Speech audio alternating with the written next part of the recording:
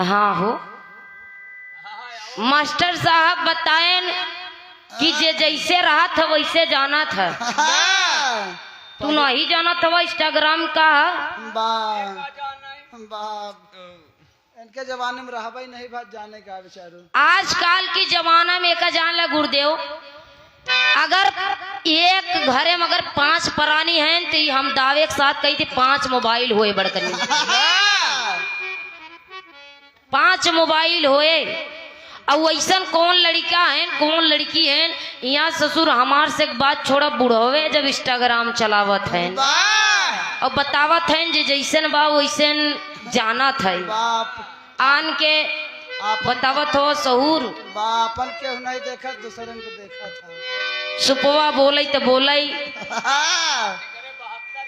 चलनियो बोले जो ने कहा 72 छेद बा इन्हें हम कुछ नहीं काम शांति से अपन प्रस्तुति देते ही। गुरुजी कमलचंद यादव गुरुजी ने पहले ही बताया कि प्रियंका स्नेही दूर से चलकर आई हैं आप। हम चाहेंगे आप पहले ही शुरुआत कर दीजिए क्योंकि जो कुछ भी यहाँ श्रोता बंधु कलाकार कक्का दादा अरे झूठा है तो के देखे बदे सुने बदे आए हैं तो पहले प्रस्तुति दे दा। कोई भी कलाकार हो अगर शुरुआत करता है उसमें 10-15 मिनट इधर उधर हो ही जाता है। अब बताएं प्रियंका स्नेही 2 घंटा धुन तर्ज गावत रही न गाय तो 2 घंटा 2 बिरहा गाय देते भाई 11 बजे शुरू करे 12 बजे। अरे यार माई बाबू का वंदना करे माने कि पहले अगर दुल्हन आवत है रसोई पहले पूजा करत पहले खानवा हपड़ के ना खाते वही निहात बा। अगर हम लोग आप लोगन के ज्ञान दे बुद्धि बताई सब जान तो बेकार बा।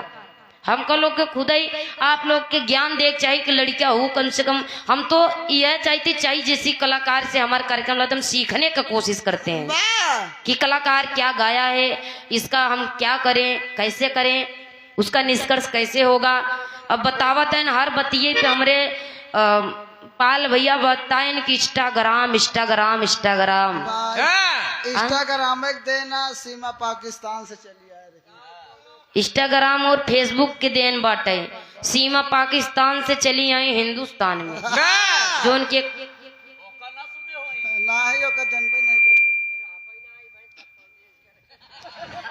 क्या बात है दादा।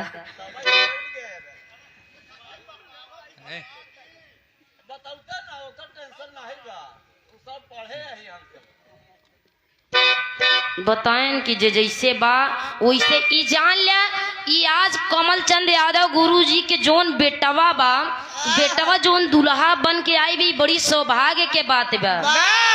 हमहू पागल नहीं है देखत है तमाम लड़कियां देखा था आजकल के बियाहे के ना ही चिंता करत है कि हमार बियाह कब होए लेकिन मेहरारू जल्दी चिंता कहाँ से मिले एक लहाई के लेके चला जाए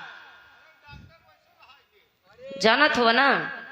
हाँ और आजकल के लड़कियां जान ले टेंशन ना करते हमार माई बाबू बियाह करी है कि ना करी है वो खुद ही तैयारी में रहते जहाँ तनी से इधर उधर बात तुरंत तो हारमोना देखिए तू यहाँ हारमोनिया बजावता उधर लाइक फरार हो जाएंगे। हाँ बड़ी अच्छी प्रस्तुति उधर से सुने मास्टर साहब दादा हरे का आदेश बा गुरुजी का आदेश बा प्रियंका एक ठो बिरहा सुनाए तो ऐसा कुछ धुन तरजे का लाइन बजाई के आई जा ई देखा बिरहा के साथ साथ अगर धुन तरजे का ठुना होई मान लिया खाना बहुत बढ़िया दईन दा और ओकरे साथे अगर चटनी मरचिया ना दिया तो खाना कोनो मजाक नहीं। ऐसे ही बिरहा बात तनी से करे साथे 1-2 लाइन हो ही जाए मास्टर साहब।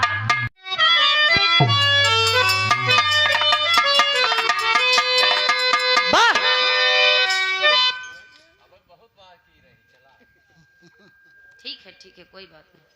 पहली रात है पहली मुलाकात है हम लड़ाकू गवैया नहीं भैया हम लड़ाई नहीं करते ये का जान लिया ई प्रियंका स्नेही के अलग सिद्धांत बा। हम पहले छेड़ी तना अगर जे हमका छेड़ दे